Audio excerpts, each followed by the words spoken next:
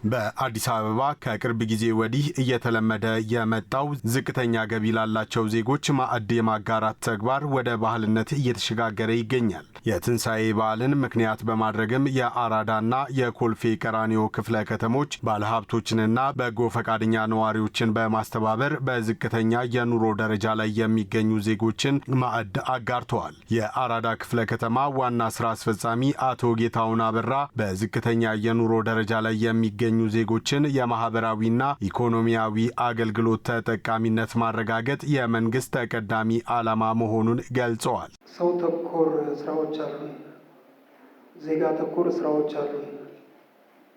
ዜጎቻችን አሁን ካሉበት ማህበራዊ ኢኮኖሚያዊ ችግሮች ማውጣት ማሻሻል ኑሯቸውን ብሎ መንግስትም ብልጽግና ፓርቲም እየሰራ ነው ያለውና ይሄ የሰው ተኮር ስራችን መገለጫ ነው። የሰው ተኮር ስራችን መገለጫ ብቻ ሳይሆን አብሮነትን የሚገልጽ ነው።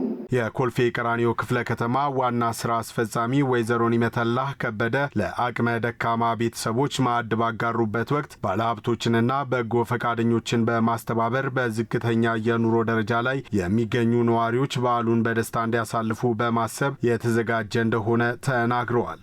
በኢኮኖሚ ዝቅ ያሉ የህብረተሰብ ክፍሎች በዓልን በዓል ብለው እንዲያከብሩት በዓል እንዲሸት ትንሽም ቢሆን ሙሉ ላይሆን ይችላል። የበዓል ፍላጎት ይታወቃል።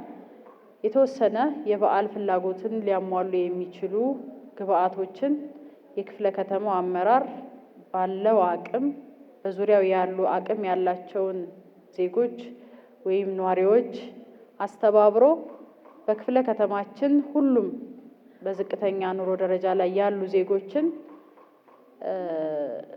ለመደገፍ ጥረት እያደረገ ተጠቃሚ እያደረገ ቆይቷል።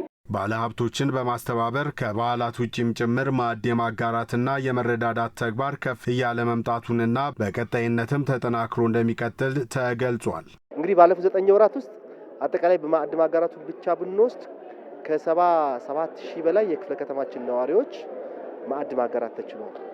እንዲሁም ሁሉንም በጎ ፈቃድ ተግባራት ወስደን ስናያቸው ከ107,000 ነዋሪዎች በላይ የበጎ ፈቃድ ተግባራት ተጠቃሚ ማድረግ የተቻለበት ሂደት ነው ያለው።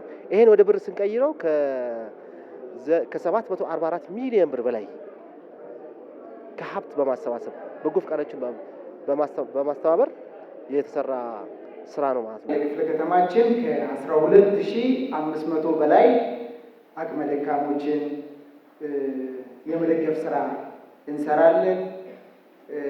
በአልጋ ላይ የዋሉ የካንሰር ታማሚዎች፣ በተለያየ ህመም ሁኔታ ውስጥ ያሉ የኑሮ ሁኔታቸው ዝቅ ያሉትን ታችን ጭምር ወርደን የመደገፍ ስራ የምንሰራ ይሆናል ማለት ነው። አስተያየታቸውን ለአዲስ ሚዲያ ኔትወርክ የሰጡ ድጋፍ የተደረገላቸው የህብረተሰብ ክፍሎች የማዕድ ማጋራቱ ደስታ እንደፈጠረባቸው ተናግረዋል።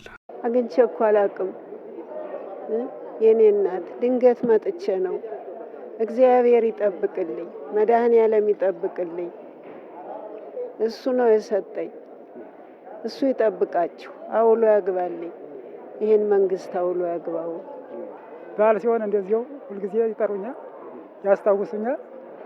አንድ ቀንም ለይተውኝ የማያውቁ ብራሱ እንደ አካል ጉዳተኞችንም እየለዩ ደካሞችን በጣም ነው አቤት ድረስ መጥተው ነው መዝግበው እንትን ብለው የሚያስተላልፉ እና በዓል ሲሆን አንድ ቀን አመልጦኝ አያውቁም። በእውነት ተደስቼ ነው የምውለው። በዚህ በጎ ተግባር ላይ የክፍለ ከተማና የወረዳ አመራሮች፣ ባለሀብቶች፣ ወጣቶችና የተለያዩ የማህበረሰብ ክፍሎች ተሳትፎ አድርገዋል።